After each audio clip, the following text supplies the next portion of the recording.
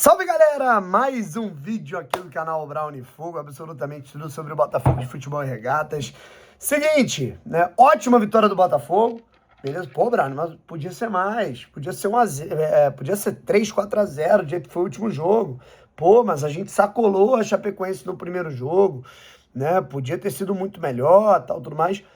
Cara, esse é o tipo de vitória, né, que, sinceramente, né, eu acho que eu teria a mesma análise, né, a minha maneira de ver o jogo, talvez ela fosse a mesma caso o jogo tivesse terminado 0-0. Vamos dizer que o Telles tivesse, né, acertado aquela cabeçada na trave, né, naquele fim de jogo. Claro que a gente estaria aqui com outro tom, né, sem um sorriso no rosto, falando, né, com muito menos, né, de entusiasmo. Mas eu acho que eu faria a mesma análise, né, de que o Botafogo não fez um jogo ruim, de verdade. O Botafogo fez um jogo pouco preciso, os jogadores fizeram um jogo pouquíssimo atento, eu diria. Os jogadores do Botafogo se doaram, se sacrificaram, tiveram um esforço, óbvio, isso é inegável. Mas foi um jogo que o Botafogo errou coisas que não precisaria errar e que com um pouquinho mais de concentração, o jogo poderia ter se resolvido pelo menos no primeiro tempo.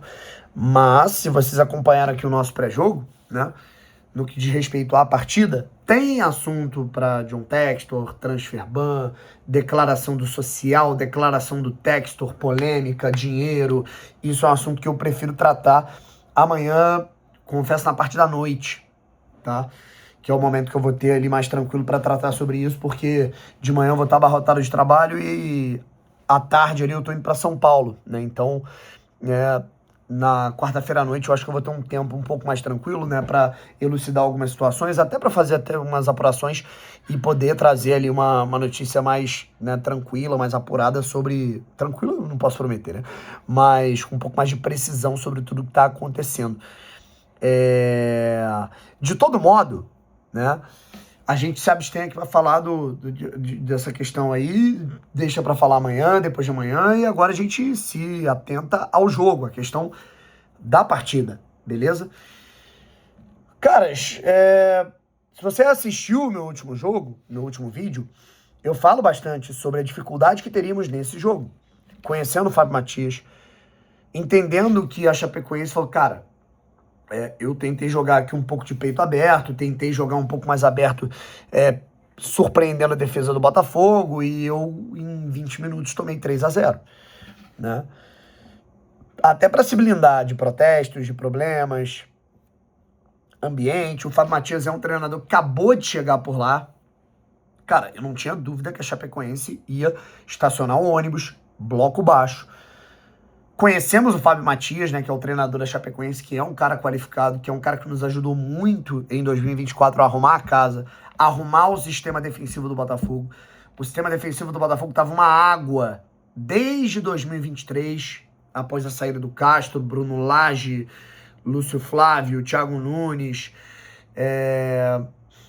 e ele conseguiu arrumar a casa, né? Então a gente conhece as qualidades, os atributos defensivos do Fábio Matias, que entregou um bom trabalho em aspecto defensivo, né, já para o Arthur Jorge chegar com a sua implementação de modelo de jogo na parte ofensiva, né, e atrelado até ao Franklin Carvalho. Fábio é um cara que conhecia os atributos, os treinamentos do Franklin, eles trabalharam juntos, né? O Fábio era o auxiliar fixo da casa até deixar o clube e ir para o Cuiabá, enquanto o Franklin era um dos mentores dos treinos do Arthur Jorge.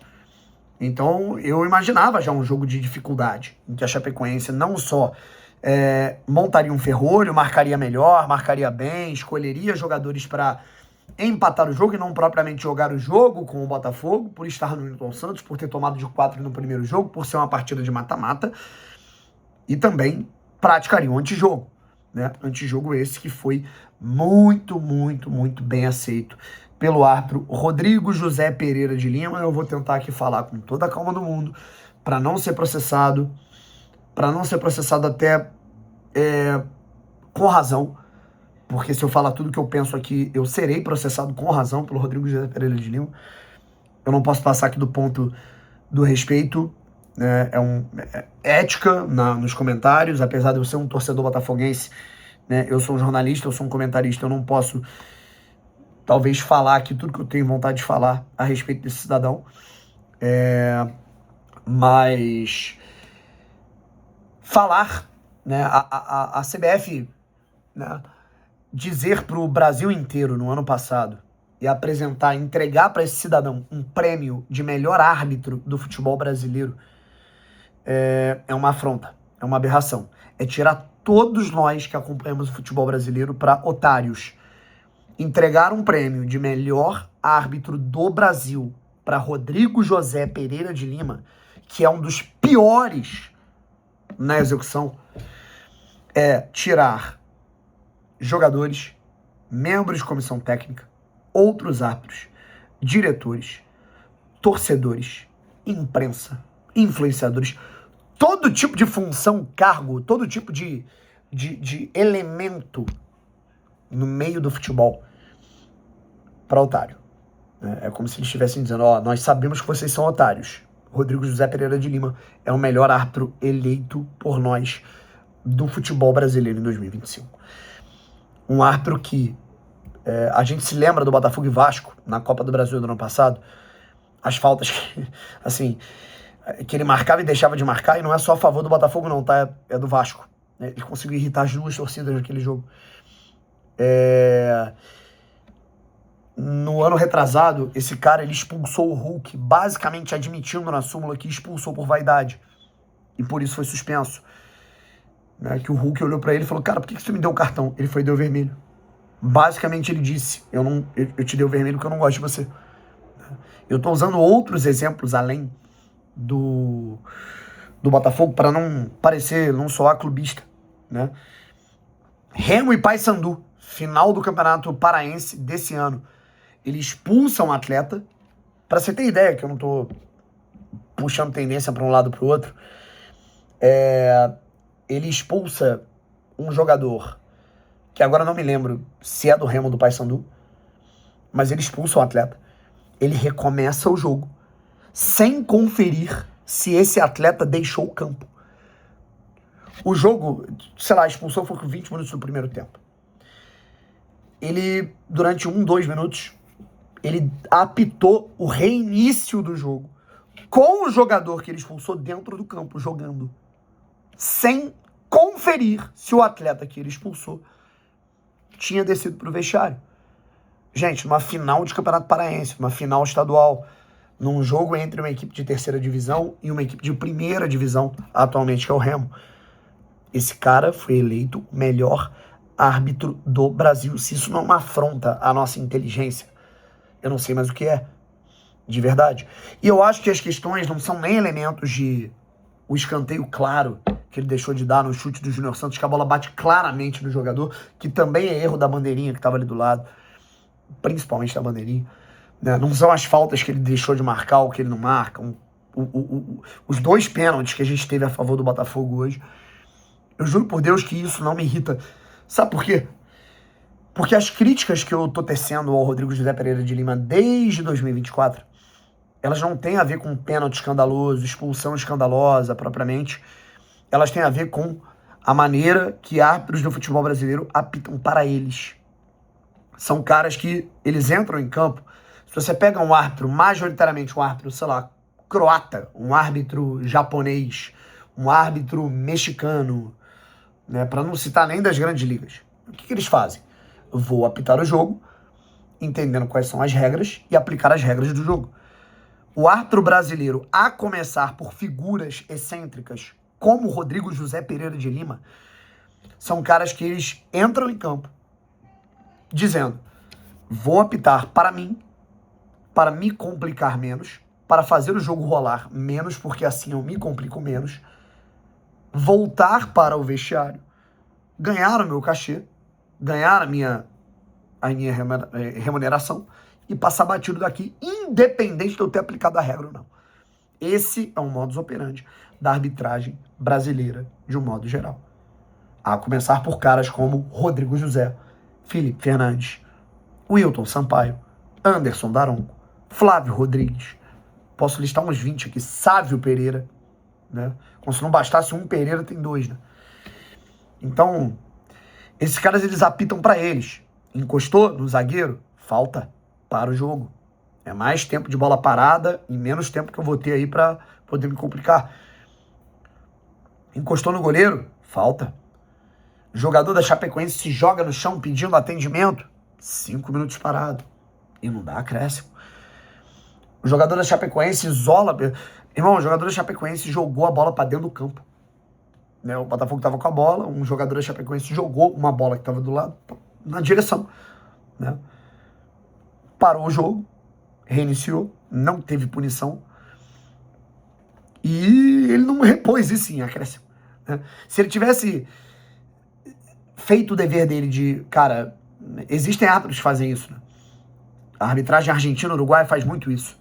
Que é você pegar sei lá, uma equipe fez uma cera de 17 minutos, ele dá 17 minutos de acréscimo. Aqui no Brasil não tem isso. Só você calcular. Calcula. Calcula o jogo. Você não vai ver fazendo isso. Né? E aí tivemos o gol do Alex Telles. E aí fica até melhor pro árbitro o Botafogo ter vencido. Tipo assim, tá vendo? Nem influencia no jogo. Independente se o Botafogo ganhou, todo mundo esquece as merdas que eu fiz. Então, toda vez que é Rodrigo José Pereira de Lima apitando os jogos do Botafogo, nada me amedronta mais. O Daronco me irrita mais. O Wilton Sampaio me irrita mais. O Sávio Sampaio talvez me amedronte um pouco menos. Mas o Rodrigo José, ele me dá medo. Porque é a certeza que ele vai apitar pro benefício dele e pra vaidade dele, sabe? Feito o meu desabafo aqui sobre a arbitragem, né, que, pra não dizer que eu sou clubista, vejam o meu vídeo pós São Paulo e Grêmio, São Paulo e Cruzeiro, partida válida pelo Campeonato Brasileiro na rodada 12, 11 ou 12, agora não tô me lembrando. Mas vejam esse vídeo, em que eu faço ali um vídeo de 6, 7 minutos sobre a conivência dele com o antijogo. Eu falo especificamente sobre ele, tá? Enfim. Cara, o Botafogo martelou, pressionou, criou uma oportunidade para fazer um gol logo com 10 minutos. O Kadir acabou acertando a trave, errando. Criou outra oportunidade clara, Júnior Santos perdeu. Criou mais 2 boas oportunidades na reta final do primeiro tempo, que por uma falha de comunicação, na hora que um ia chegar batendo, o Júnior Santos chutou para cima. Na hora que o Caio Roque ia chegar batendo, o Matheus Martins isola. Falta de comunicação, concentração, foco, capricho dos jogadores do Botafogo, que mesmo com um bloco baixo da Chapecoense, mesmo com essa marcação baixa, o Botafogo produziu para ganhar.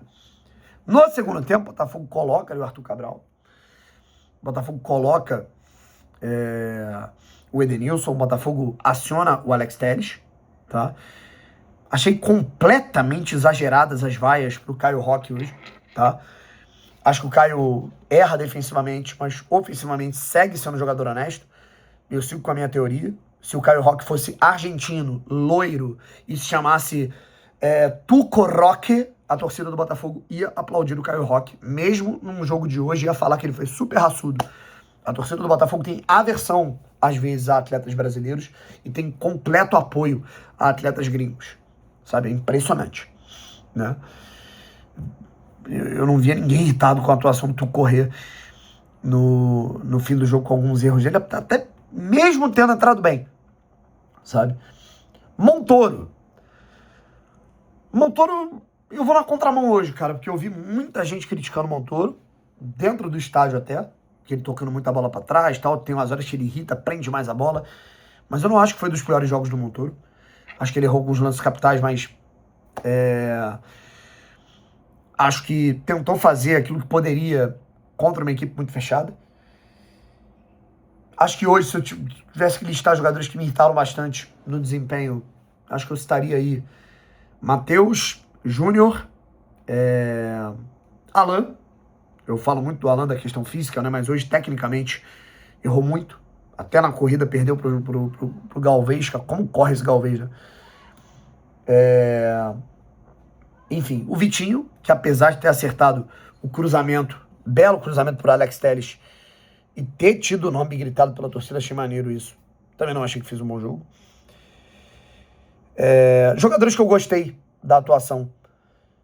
Gostei muito do Bastos hoje. A galera tá pegando no pé do cara, até porque, com razão, vem jogando mal. Mas hoje foi muito bem. Gostei muito também da entrada do Telles. Gostei muito da atuação do Ferrarese mais uma. Eu tava errado, né? Quando ele foi sondado, especulado pelo Botafogo, o Telles...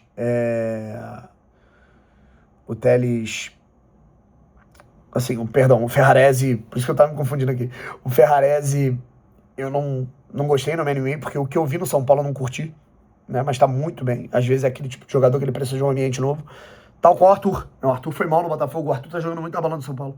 Acabou de dar uma assistência no jogo da Copa do Brasil.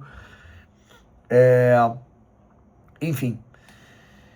Danilo, como sempre, né, muito acima da média. O Kadir muito esforçado, apesar de ter errado alguns lances hoje. De todo modo, cara, uma vitória que ela poderia ter saído no primeiro tempo, não saiu por falta de capricho. E o Botafogo martelou até marcar o seu gol. Cara, gostei muito, assim, da atuação do Botafogo, muito mesmo, sabe? E por que eu gostei muito? Porque o jogo foi difícil? Não, porque eu acho que esse tipo de jogo é o jogo que o Botafogo tem que se acostumar, né? Não vai ser todo jogo que o Botafogo vai ganhar de 4-1, mas vão ter jogos em que os adversários vão estar mais retraídos. Pra você ter ideia, em 2024, a gente tinha dificuldades contra equipes retraídas com o Arthur Jorge, com aquele timaço. E o Botafogo ter sido resiliente, calmo, paciente, a própria torcida entrando numa pilha danada. Só que a torcida do Botafogo também hoje foi pica, cara. Achei maneiro, porque tinha os chiados, né? Mas a torcida do Botafogo majoritariamente apoiou, gritou, falou, não, vamos pra cima, vamos ganhar, vamos ganhar, vamos ganhar. E o Botafogo marca um gol com o Alex Telles, que entrou muito bem. Enfim, nada garantido ainda, até porque a Copa do Brasil é uma competição que, pô, eu sou... Porra, meu irmão, muito traumatizado com a Copa do Brasil, mas ter vencido esse jogo foi bem importante para que o Botafogo alcance as oitavas de final. Chegar com um empate na Arena Condá, talvez remetesse o Botafogo a ter que colocar uma força máxima ali que talvez brecasse esse controle de carga do time. E agora o Botafogo consegue ter uma vantagem interessante para poder focar contra o Internacional em Brasília, beleza? Temos um fator negativo de não termos a nossa casa, o estádio Newton Santos, mas temos um fator positivo, que é a nossa galera de Brasília, que é sensacional, insana, sempre foi e sempre será muito importante para o Botafogo. Beleza? Um abraço, rapaziada. Tamo junto e fui.